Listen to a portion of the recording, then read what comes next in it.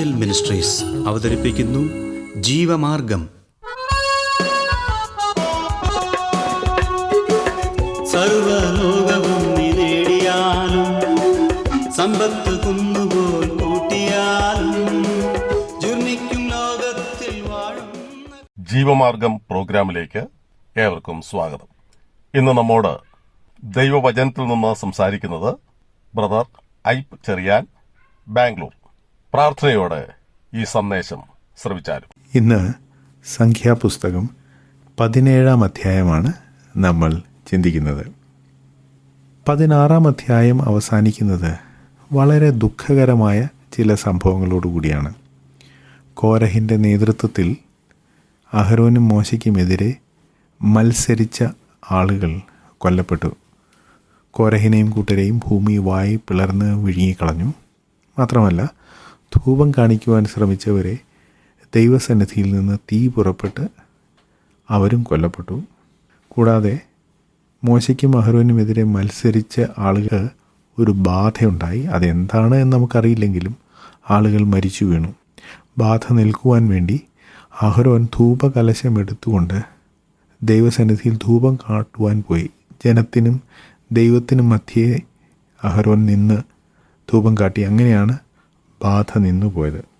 ഏതായാലും ആ സംഭവത്തോടു കൂടി ഏതാണ്ട് 15,000 ആളുകൾ കൊല്ലപ്പെട്ടു.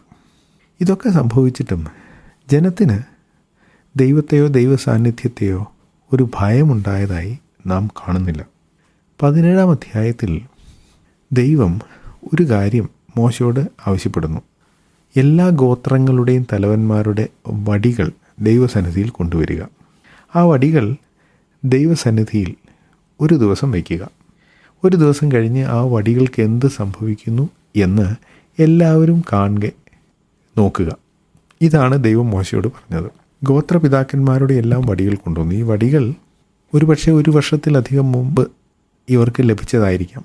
അന്ന് വൃക്ഷത്തിൽ നിന്നും ഒരു വടി ഒടിച്ചെടുത്തു അല്ലെങ്കിൽ മുറിച്ചെടുത്തു. അത് ഉണങ്ങി അതിൽ ജീവൻ്റെ എല്ലാ അംശവും ഇല്ലാതായി. തികച്ചും ചത്ത വടികളാണ്. ഈ വടികളിലെല്ലാം ഓരോ ഗോത്ര തലവന്മാരുടെ പേരുകളും എഴുതി. എന്നാൽ ലേവി ഗോത്രത്തിൻ്റെ വടി, അതിൽ അഹരോൻ്റെ പേരാണ് എഴുതിയത്. ഗോത്രപിതാവായ ലേവിയുടെ പേരല്ല എഴുതിയത്, അഹരോൻ്റെ പേരെഴുതി. അങ്ങനെ ഈ വടികൾ തിരുനിവാസത്തിൽ ദൈവസന്നിധിയിൽ വെച്ചു. എന്നിട്ട് പിറ്റേ ദിവസം വന്ന് ആ വടികൾ എടുക്കുകയാണ്. ആ വടികൾ എടുത്തപ്പോൾ അഹരോൻ്റെ വടി, അതിലൊരു ചെറിയ മുള വന്നു എന്നല്ല, അത് തളിർത്തു. അതിൽ പൂവും ബദാം ഫലവുമുണ്ടായി. ജീവനില്ലാതിരുന്ന ഒരു വടി ഫലം പുറപ്പെടുവിച്ചിരിക്കുകയാണ്. ഇത് ഉയർത്തെഴുന്നേൽപ്പ് പോലെയാണ്. മരിച്ച ഒരു വടി ജീവനുണ്ടായി എന്ന് മാത്രമല്ല, അതിൽ ഫലവും ഉണ്ടായിരിക്കുന്നു. ഇത് കണ്ടു കഴിഞ്ഞപ്പോൾ ജനത്തിന് ദൈവത്തെയും ദൈവസാന്നിധ്യത്തെയും ഭയമുണ്ടായി. ആത്മീയ പരിജ്ഞാനമോ ആത്മീയ വിവേചനമോ ഇല്ലാത്ത ജനമായിരുന്നു. അതുകൊണ്ടാണ് അവർ ദൈവസന്നിധിയിൽ യാതൊരു ഭയവും കൂടാതെ ഞങ്ങൾക്ക് ധൂപം കാണിക്കാൻ പറ്റും, ഞങ്ങൾക്ക് വിശുദ്ധ സ്ഥലത്തിനടുത്ത് ചെല്ലാൻ പറ്റും, ഇങ്ങനെ ബാലിശമായ ചില ആവശ്യങ്ങൾ നേതൃത്വത്തിന് മുമ്പിൽ വെച്ചത്. ദൈവ സാന്നിധ്യത്തെ ഭയമില്ലാത്ത ആളുകളായിരുന്നു. എന്നാൽ ഈ സംഭവം വഴി ദൈവം മത്സരികളായ ജനത്തോട് പറയുന്ന ഒരു കാര്യം, ദൈവം ചില ആളുകളെ തിരഞ്ഞെടുത്തിട്ടുണ്ട്. ദൈവം തിരഞ്ഞെടുത്ത ആളുകളെ നിങ്ങൾ നോക്കുമ്പോൾ അവർക്ക് വലിയ വ്യത്യാസമൊന്നും തോന്നുകയില്ല. പക്ഷേ അവർക്കുള്ള ഏറ്റവും വലിയ വ്യത്യാസം ദൈവം അവരെ തിരഞ്ഞെടുത്തു എന്നതാണ്. അതുകൊണ്ട് അവർക്കെതിരെ പിറുപിറുത്താൽ അത് ദൈവത്തിനെതിരെ പിറുപിറുക്കുന്നത് പോലെയാണ്. അവർക്കെതിരെ മത്സരിച്ചാൽ അത് ദൈവത്തിനെതിരെ മത്സരിക്കുന്നത് പോലെയാണ്. ദൈവം അഹരോനെ തിരഞ്ഞെടുത്തു എന്നതിൻ്റെ തെളിവ് മരിച്ച വടി ഫലം പുറപ്പെടുവിച്ചു എന്ന് വെച്ചാൽ, ഉയർത്തെഴുന്നേൽപ്പ് പോലെ മരിച്ച ജീവനില്ലാതിരുന്ന ആ വടി ജീവനുള്ളതും ഫലം പുറപ്പെടുവിക്കുന്നതുമായി മാറി. ദൈവം ഒരാളെ പുരോഹിതനായി തിരഞ്ഞെടുത്തിട്ടുണ്ടല്ലോ എന്നായിരുന്നു ജനം ചിന്തിക്കേണ്ടത്. അതിനു പകരം അഹരോനെ മാത്രം എന്തുകൊണ്ട് തിരഞ്ഞെടുത്തു എന്നാണ് അവർ ചിന്തിച്ചത്. അതിന് പകരം ഞങ്ങളുടെ ഇടയിൽ ഒരു ബാധയുണ്ടായപ്പോൾ അത് തടയാൻ തക്കവണ്ണം ഞങ്ങൾക്ക് വേണ്ടി ധൂപം കാണിക്കുവാൻ ദൈവം ഒരാളെ തിരഞ്ഞെടുത്തിട്ടുണ്ടല്ലോ എന്നായിരുന്നു അവർ പറയേണ്ടിയിരുന്നത്. ദൈവം ഇങ്ങനെ ജനത്തിന് അഹരോനെ തിരഞ്ഞെടുത്തു എന്ന കാര്യം വ്യക്തമാക്കി കഴിഞ്ഞപ്പോൾ അവർ ഭയപ്പെട്ടു. അവർ പറയുന്നത്, ദൈവസന്നിധിയിൽ അടുത്തു വരുന്ന എല്ലാവരും കൊല്ലപ്പെടുമോ? ഞങ്ങളെല്ലാവരും കൊല്ലപ്പെടുമോ? അവർക്ക് ഒരു ഭയമുണ്ടായി. ദൈവം അതിനുവേണ്ടി തന്നെയാണ് 17-ാം അധ്യായത്തിൽ ഈ കാര്യം ചെയ്തത്. ജനം ദൈവത്തെയും ദൈവ സാന്നിധ്യത്തെയും ഭയപ്പെടണം. പലപ്പോഴും അമിത പരിചയം കൊണ്ട് ആളുകൾക്ക് ദൈവത്തോടുള്ള ഭയം ഇല്ലാതെയാകും. ദൈവ സാന്നിധ്യത്തെ ആളുകൾ തുച്ഛീകരിക്കും. അങ്ങനെ സംഭവിക്കുമ്പോൾ അത് ജനത്തിന് അപകടമായി തീരും.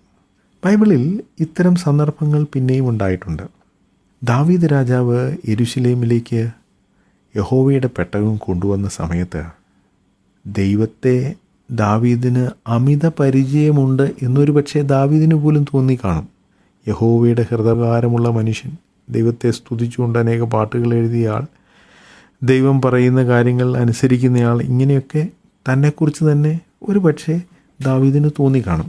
എന്തായാലും പെട്ടകം കൊണ്ടുവന്നത് ദൈവവചനത്തിൽ പറഞ്ഞിരിക്കുന്നത് പോലെയല്ല. പുരോഹിതന്മാർ ചുമന്നല്ല അത് കൊണ്ടുവന്നത്, കാളവണ്ടിയിലാണ് കൊണ്ടുവന്നത്. ആ കാളവണ്ടിയിൽ ഇരുന്ന പെട്ടകം താഴെ വീഴാൻ പോയി. കാരണം കാള വിരണ്ടു. പെട്ടകം വീഴാതിരിക്കാൻ ഉസ്സ കൈനീട്ടി പെട്ടകത്തെ പിടിച്ചില്ല, കൈനീട്ടിയതേ ഉള്ളൂ. ദൈവം ഉസ്സയെ കൊന്നുകളഞ്ഞു. ആ സംഭവത്തോടെ നമ്മൾ വായിക്കുന്നത് ദാവീദ് ഭയപ്പെട്ടു പോയി എന്നാണ്. ദൈവത്തെ അമിതമായ പരിചയമുണ്ട് എന്ന് കരുതിയിരുന്ന ദാവീദ് ദൈവത്തെയും ദൈവ സാന്നിധ്യത്തെയും ഭയപ്പെട്ടു. അപ്പോസ്തല പ്രവർത്തികളിൽ അനന്യാസ്, സഫീറ എന്ന 2 പേരെ നാം കാണുന്നുണ്ട്. ഭാര്യ ഭർത്താക്കന്മാരാണ്.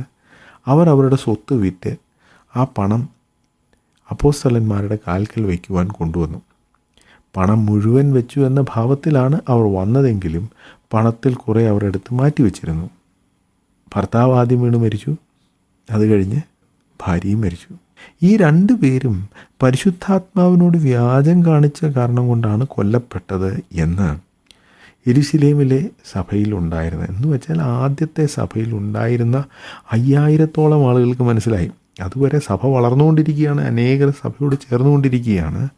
എന്നാൽ അന്ന് ജനത്തിൻ്റെ മേൽ ഒരു ഭയമുണ്ടായി. ദൈവത്തെയും ദൈവ സാന്നിധ്യത്തെയും നമുക്ക് ഭയമുണ്ടായിരിക്കണം. ദൈവം നമ്മെ സ്നേഹിക്കുന്നു. ദൈവം നമുക്ക് പല അനുഗ്രഹങ്ങൾ തന്നിട്ടുണ്ട്.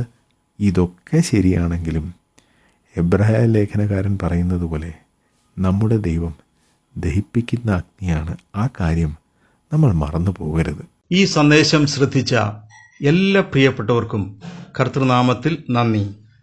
ബൈബിൾ കറസ്പോണ്ടൻസ് കോഴ്സിൽ ചേർന്ന് പഠിക്കുവാൻ ആഗ്രഹിക്കുന്നവർ മേൽവിലാസം അയച്ചു തന്നാലും പ്രാർത്ഥനാ വിഷയങ്ങളും അറിയിക്കുമല്ലോ.